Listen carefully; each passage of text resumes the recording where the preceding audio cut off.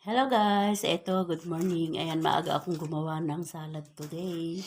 Dahil pagdating namin mamaya ay may merienday na naman si Mister kasi paborito niya talaga ang salad.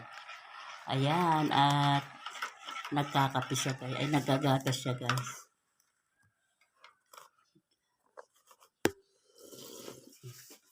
Ayan, nagagatas ang birthday celebrant. Ay, nako, senior na ang aking Mister guys. Kaya ano na siya yung agkabawin. Kahapon nakalimutan niya yung susi sa may loob ng sasakyan. Buti na lang at mayroong nagbukas dun sa Santiago guys. Akala ko hindi na mamubuksan. Eto at gagawa na tayo ng salad guys. Ayan, nakaready na yung aking gagawin na salad dahil nga pagdating namin mamaya galing kakain sa labas ay may mamimerienda na naman kami guys. Ayan, konti lang ang aking gagawin para lang din sa amin.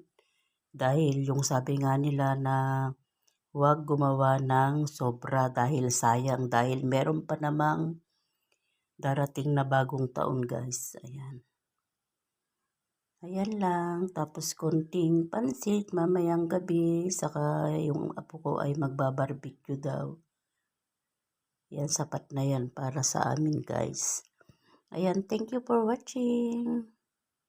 Merry Christmas sa ating lahat. So, ayan guys, at mag-i-start na akong gawin itong aking macaroni salad. Ito ay inilaga ko na pala guys. Kalahating kilo lang ito guys.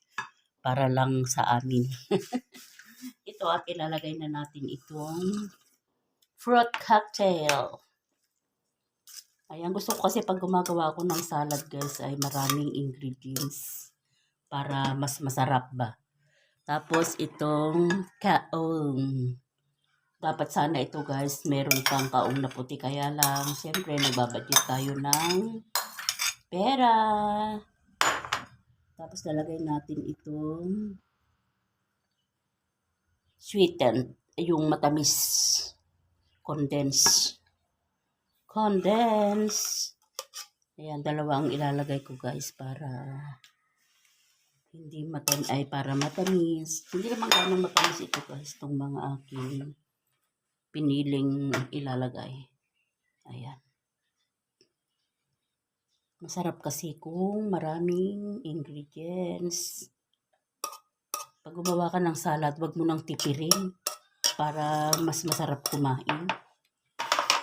Tapos, Angel cream densada. Ang mahal kasi ngayon ng Nestle cream guys. Kaya, ganito na lang ang aking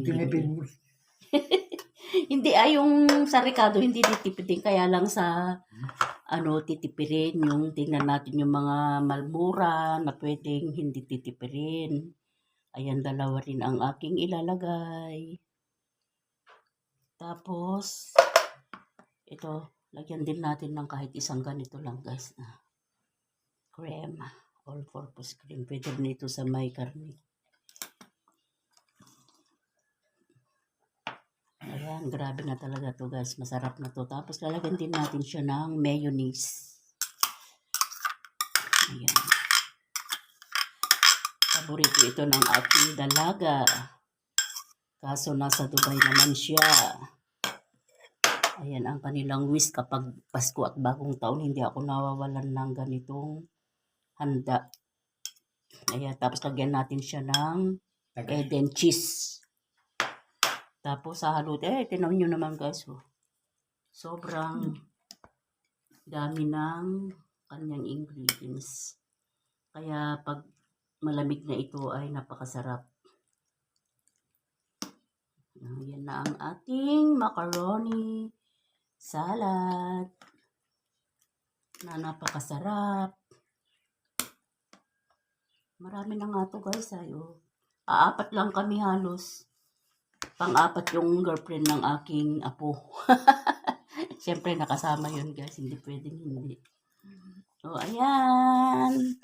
Ito na ang homemade macaroni salad. Thank you for watching guys. God bless everyone. Bye-bye. My homemade macaroni salad. Super yummy.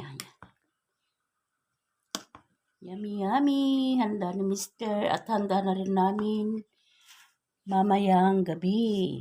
Dahil bukas ay Pasko na. Uy, napakasarap nito. Ayan guys, God bless everyone. Merry Christmas sa ating lahat at Happy Wednesday. Bye-bye.